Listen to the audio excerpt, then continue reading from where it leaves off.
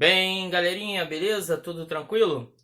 Tempo de aula, né? História, vamos que vamos. Tempo de coronavírus, campanha da escola, campanha de vida. IEGA, fica em casa, né? Para que nós possamos proteger as nossas vidas e proteger a vida daqueles que nós amamos. Então, diante de tudo isso, a gente vai voltar às aulas de história por enquanto à distância. Mas futuramente, se Deus quiser, nós estaremos juntos outra vez.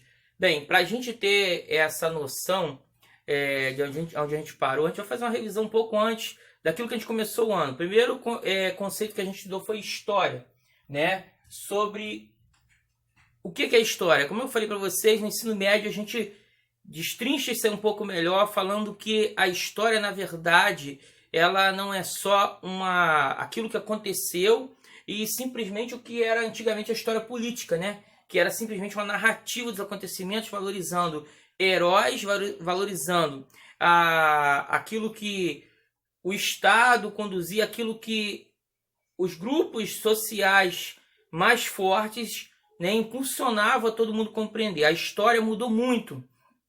E esse conceito de mudança coube ao quê? Hoje você tem um fato histórico, ele permanece, está lá, é o objeto do estudo, mas você vai ter interpretações diferentes e construções diferentes. E em cima de quê? De uma diversidade de fontes históricas, né? A gente hoje temos fontes cada vez audiovisuais, fontes visuais, né? Até fontes tecnológicas. Cada vez mais as fontes, né? E as descobertas, elas vão fazendo a gente ter novas interpretações sobre o passado, sobre determinados acontecimentos. E o outro lado da história que vai dar esses grupos que vão construir novas interpretações é também falar do olhar das massas, do olhar do outro lado. Quando você fala, por exemplo, das cruzadas, você não tem um olhar só da Europa hoje, você tem um olhar também do Oriente Médio. Né? Quando você fala de história da África, não é só do colonizador, você também tem a interpretação e a ideia daquele que foi colonizado. Então, isso é uma nova história, que vai surgir com quem? Com o grupo dos análises, a escola dos análises, né? Que vão criar o conceito de história-problema. A gente também tem outra escola muito forte, que são os marxistas, a história social, que aqui no Brasil tem muita força, né? Mas principalmente a grande transformação veio com a história-problema, que quebrou a ideia da história política, que era apenas a narrativa, já com a construção de heróis, né? Com a construção toda de uma história que era objetiva e não se debatia nem se discutia ela.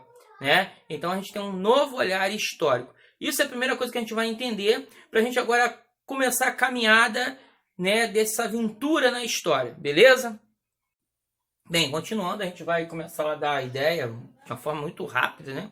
A gente tem o conceito das origens, criacionismo versus evolucionismo, né? A ideia criacionista que tem muita ligação com a religião e o evolucionismo que tem a ideia com a ciência, Darwin, seleção natural, né? E depois a gente vai para o conceito do primeiro, depois dos hominídeos, né?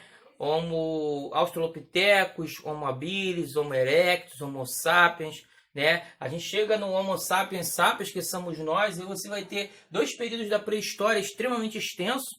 O Paleolítico, qual é a principal característica? Eram caçadores e coletores, né? Viviam da caça e da coleta de alimentos e eram nômades, não paravam em lugar nenhum, estavam sempre caminhando, né, de região em região atrás de alimento em pequenos grupos. No Neolítico, né, já vai ter o surgimento da agricultura, começa-se a domesticação de animais com esse controle do alimento e você começa a grupos se sedentarizar principalmente, né, próximo aos rios. É onde a gente vai ter a construção do fim da pré-história e início da história antiga, que a gente vai começar a ter as sociedades hidráulicas. E é lá que a gente vai chegar. E para a gente, lembrando a continuação desse entendimento das sociedades hidráulicas, vão ser as primeiras cidades que vão ser construídas próximo de quê? Dos rios. E aí a gente tem a civilização mesopotâmica, são vários povos, babilônicos, caldeus, assírios, né? E esses grupos sumérios, esses grupos eles vão se fixar principalmente próximo ao rio Tigre e o rio Eufrates. Vamos ter o Egito, rio Nilo, né? A grande dádiva do Nilo, né? China, rio Amarelo e rio Azul, e a Índia que fica entre os rios Indo e o rio Ganges.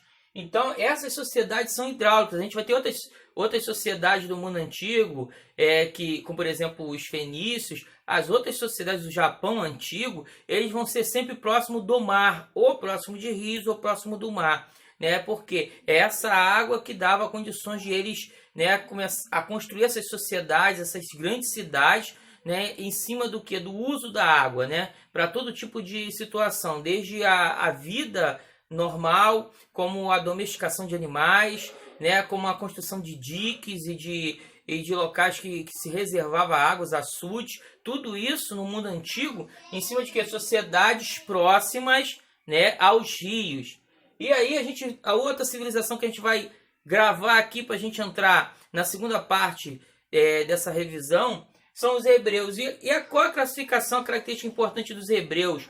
É uma civilização que no começo é nômade, mas a grande importância desse grupo dos hebreus para nós é a questão do monoteísmo, porque todas essas nações são politeístas, tirando o Egito, que passa por um momento monoteísta só de um faraó, que é considerado até um profano, né? Os outros, todos eles seguem várias divindades. Os hebreus, a crença num Deus só, ela vai surgir, por mais que de alguns momentos os hebreus também praticavam politeísmo, seguindo as divindades dos povos vizinhos, mas a crença e a profissão de fé deles era monoteísta, e dessa religião surge o judaísmo, o cristianismo e o islamismo, as três religiões importantes até o dia de hoje, duas das maiores, como o cristianismo e o islamismo, beleza?